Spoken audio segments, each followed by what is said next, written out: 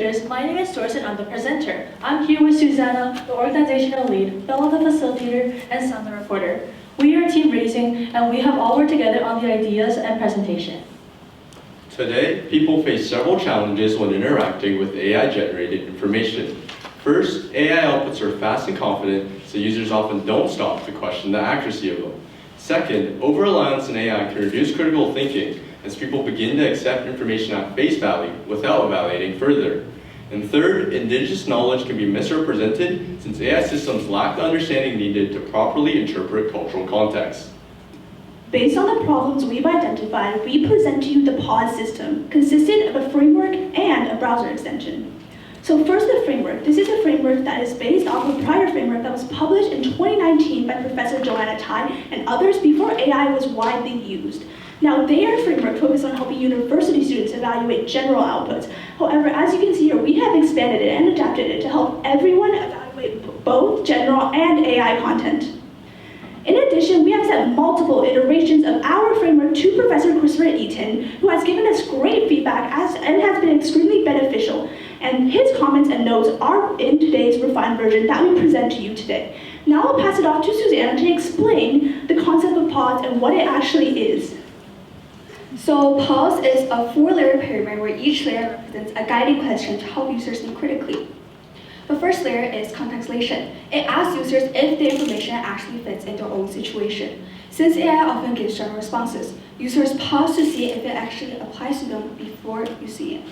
The second layer is prior knowledge. Here, we ask ourselves if the information actually fits in their own situation. Here, it actually makes users understand more of AI.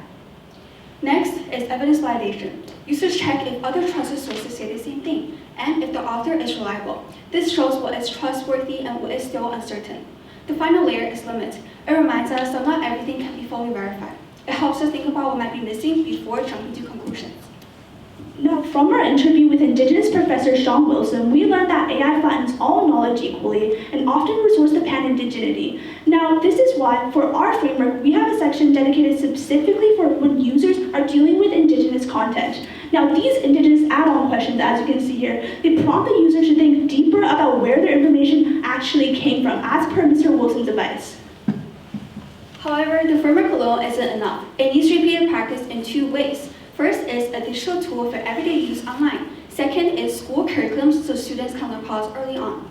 Now, we start with the PAUSE tool, a digital version of our framework.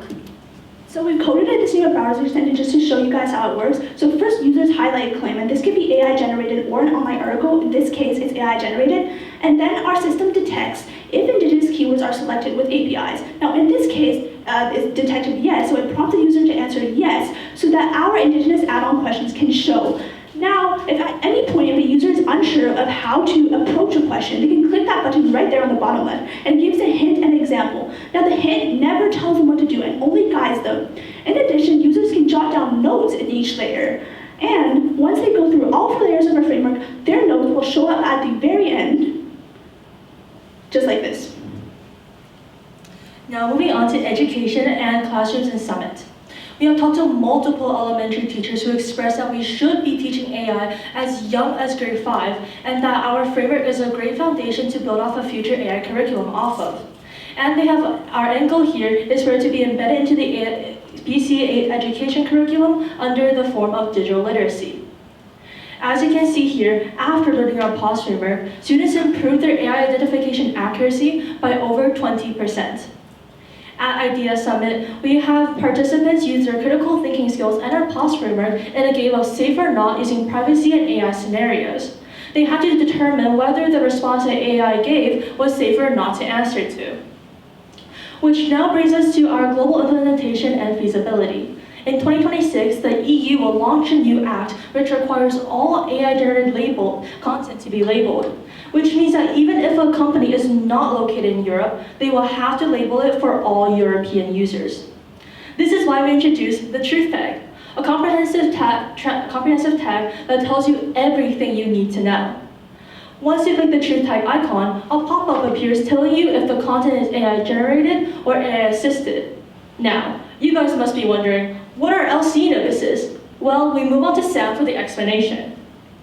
Local Context is a nonprofit organization that aims to protect Indigenous culture, and we are partnering with them as a stakeholder to help us label Indigenous content. It asks, are you from this Indigenous community? If yes, the content is labeled with the badge showing, this is our knowledge and we're choosing to share it on our own terms. If not, the creator picks a notice that describes why they are sharing this content. Traditional knowledge notice, which means, I'm sharing this to preserve it, or attribution incomplete, meaning, I'm sharing this but I couldn't fully credit the source. Now, our truth tag will be moderated with a two-sided accountability system where users can report suspected mislabeled AI content. If a creator has repeated violations that are verified by human moderators, they will receive warnings that may lead to suspensions. Platforms are incentivized to adopt the truth tag because it aligns with emerging AI transparency regulations, like the EU AI Act. It is a standardized system provided for free, meaning companies don't need to invest in developing independent ones. It also increases user trust, and a study from Harvard found that increased trust leads to higher engagement, which means more revenue for these companies.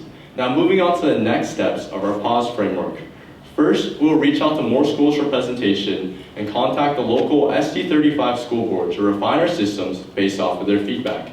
Then, we'll implement our PAUSE system into select real classrooms with our ultimate goal being to get it officially implemented into the Langley School's curriculum. In addition, we'll constantly update and tweak our framework as AI evolves. Now for the truth tag, we'll first create a simple prototype of it and pilot it in local online publishers. Then we'll present to startups, and our ultimate goal here is to achieve adoption by pre-existing social media platforms.